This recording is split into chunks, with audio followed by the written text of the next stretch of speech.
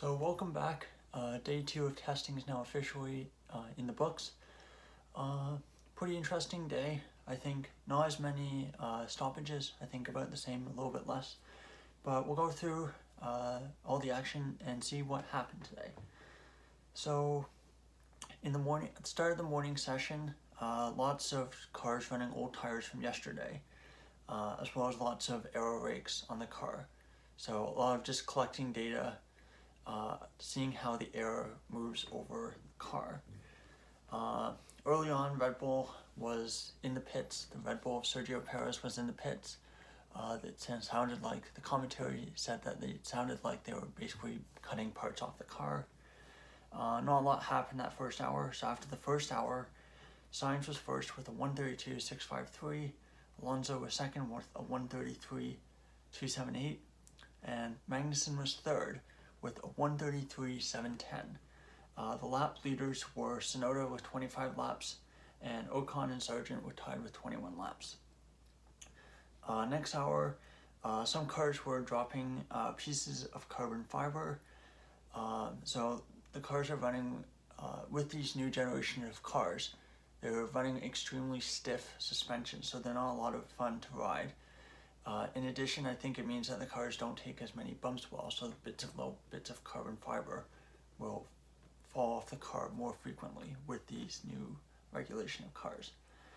I think also the commentators were noting how it seems that the track's getting bumpier than in previous years. So there's a lot of kind of bumping up and down, going down the main straight, and lots of sparks as well, even during the daytime. Let's see. Hamilton was in the pits because of repairs to the floor, so it looks like they found some damage, so they had to come in for a bit to repair that. So after the second hour, Sainz was still in first with a 132.486. Zhou Guangyu had moved up to second with a 133.17. And Alonso was in third with a 133.182. Tsunoda led the lap count with 52 laps, Sargent with 36 laps, and Perez with 33 laps.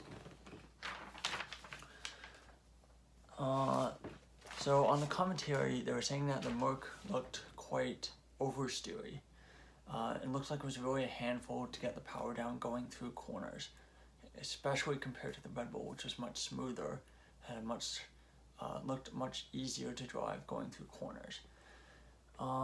Let's see. So Sargent was having similar issues to Norris yesterday, where it seemed like there was issues with either the wheel arch, or with the brake drum. So the part of the car where all the brake discs are that the wheel then is mounted onto. But he was back out quickly. So at the third hour, Sainz was first with a 132.486, Alonso was second with a 132.969, and Zhou was third with a 133.170. The lap leaders at this point were Perez with 71 laps, Tsunoda with 70 laps, and Sargent with 55 laps. So at the end of the morning session, as usual, they did a practice start. It was quite comical. Some of the drivers didn't know they were doing a practice start, so they just kind of left incredibly slowly off the line. So that was quite fun to watch. So the leaderboard at the end of the morning session was Sainz in first with a 132.486, 70 laps. Sargent 6/100ths behind him, 74 laps. Alonso 4/10ths behind, 4 to 5/10ths behind, 64 laps. Zhou 6.8 tenths behind, 43 laps. Magnussen 67 laps, 9.5 tenths behind.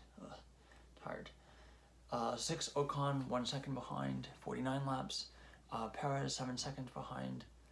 No, not 7 seconds. 1.2 seconds behind, 76 laps. Hamilton 1.4 seconds behind, 72 laps. Norris 3 seconds behind and 65 laps. And Tsunoda 3.2 seconds behind, 85 laps. So most laps of anyone in the morning was Tsunoda, so great mileage down at AlphaTauri. So for the afternoon session, let's see. So the cars start to use softer tires, so starting to use some of the C4s, C5s. Even though those tires will not be used for the Bahrain Grand Prix next week, it's still good to use them here. So Aston Martin announced that Drugovich will drive tomorrow morning. So I guess that probably means that Stroll is still in doubt for the opening Bahrain Grand Prix next week, so that'll be interesting. I think either way, it's probably going to be a bit of a disadvantage to Aston Martin. Either Stroll races with no testing, or rookie Drugovich races without proper winter Formula One training for your body and for the physical forces, and only 2 days of testing, one of which was hampered by an electronics issue. So either way, even if the car does look good, it's not ideal for Aston Martin. So Mercedes were working hard on the car in the pits. There's a red flag.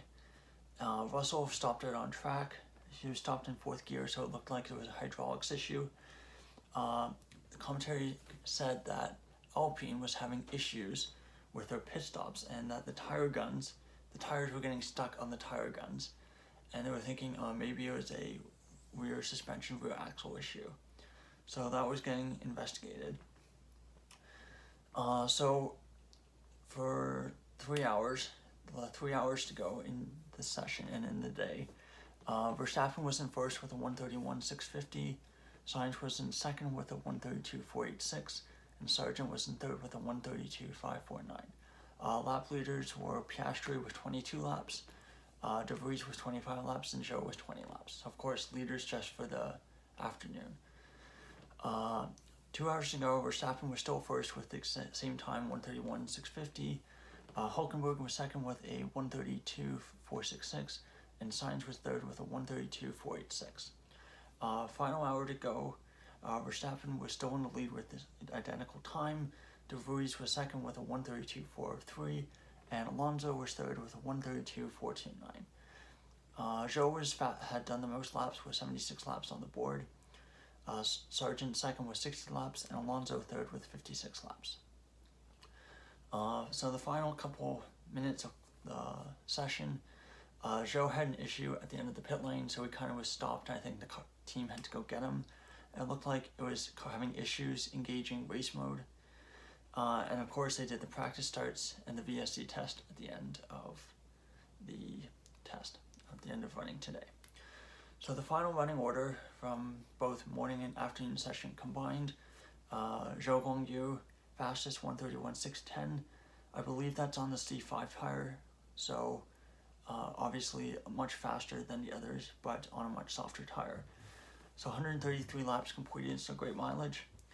Second, Max Verstappen, 4 100ths behind, only 47 laps for the afternoon session, so quite a bit less than yesterday. Third, Alonso, 6 tenths behind, 130 laps, pretty good mileage. Nick De Vries, fourth, 6 tenths behind, 74 laps, excellent mileage considering it's only a half day. Hulkenberg fifth, 8 tenths behind, 68 laps. Sainz, 8.5 tenths behind, 70 laps. Sargent, 9 tenths behind, 154 laps, so he was in all day, only 3 laps off Verstappen's total from yesterday, so excellent mileage today. 8th, Charles Leclerc, 1.1 off, 68 laps. 9th, Piastri, 1.5 seconds off, 59 laps. 10th, Gasly, 1.5 behind, 59 laps. Magnussen, 11th, 1.8 behind, 67 laps. 12th, Ocon, 1.8 seconds behind, 49 laps.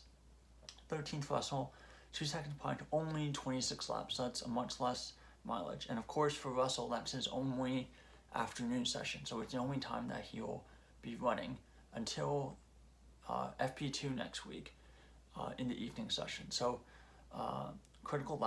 not critical, but definitely a lack of mileage for Russell in the representative conditions for next week's Bahrain Grand Prix. 14th, Perez, 2.1 seconds, 76 laps. 15th, Hamilton, 2.3 seconds behind, 72 laps. Norris, 3.9 seconds behind, 65 laps. 17th, Tsunoda, 4.01 seconds behind, 85 laps. So that's the table at the end of day 2. I think overall we're probably starting to get a little bit of a clearer picture about the performance of each car and the running order of the field. I think that the top three is probably still going to be the same. Red Bull looks great. Ferrari looked pretty good as well. Commentators think that Mercedes seemed to be a little bit behind. Obviously, it's really hard to tell. I'm not particularly sure either.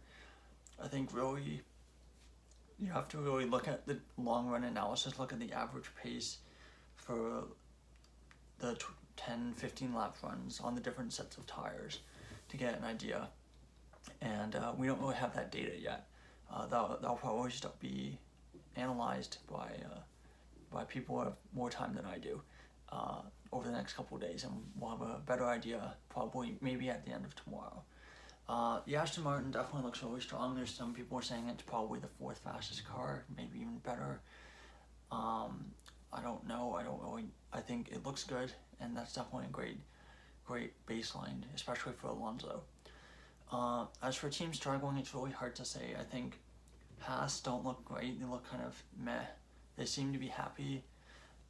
Williams as well. All the teams kind of seem to be mostly content. I think the worst teams, the teams at the bottom, are probably going to be Williams, Haas, Alfa Romeo, and AlphaTauri in some order. That being said, McLaren's looked pretty poor based on what we've expected, what we've come to expect from them, and what we expected coming into the test.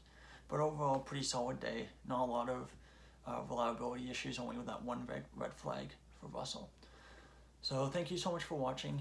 If you enjoyed the video, please like and subscribe. And if you have any thoughts about how testing went today, please leave them down below in the comment section. So that's all for today. Thank you so much for watching. I'll be back again tomorrow with day 3 of testing.